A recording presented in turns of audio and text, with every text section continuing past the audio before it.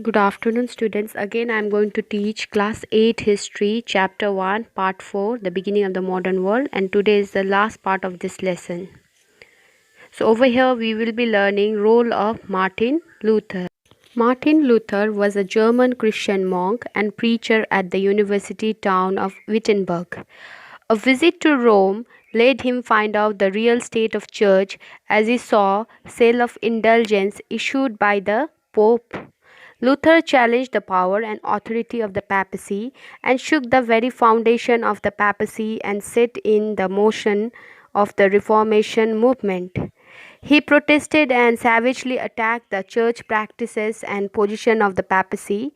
National German Church, Lutheran Church, was established free from the control of the Roman Church. Impacts of Reformation, that means effects of Reformation. The first one is the church was split up permanently. It was divided into two parts. Civil war broke out in many countries between the Catholics and the Protestants.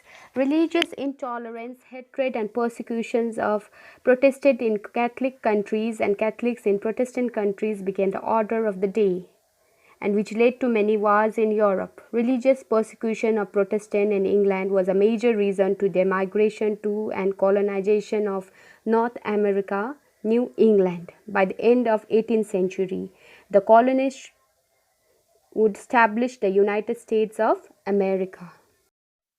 Not only negative effects, but there were some positive effects also, so which we can see by coming of counter reformation. What is counter reformation? The reform movement within the Catholic Church in response to Protestant movement is known as the counter reformation. The Catholic Church became virtuous, liberal, and compassionate and more tolerant of different and opposing views. Important thing evolved during those times, which we call nation states. Nation states refer to the rise of strong and independent countries in 14th century Europe that had common territory with a well-defined boundary and whose people were bound by common ties of culture, history, language, and territory. The people of these nation states were also lived united under one government or one ruler. After Reformation, the drain of wealth from Christian countries to Rome came to an end. The rulers of these nation states used their improved financial resources to introduce various reforms and to improve the economic condition of the people. Trade, agriculture, and industry flourished. The welfare of the people was the primary concern of the rulers, who won the loyalty and support of the people and became strong and powerful. So here we will finish our lesson.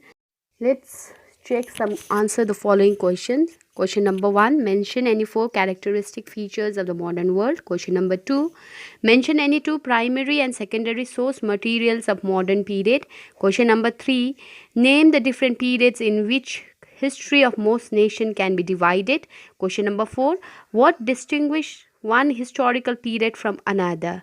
Question number 5, what is the meaning of Renaissance? Question number 6, what is meant by Reformation? Question number 7, what do you understand by nation state?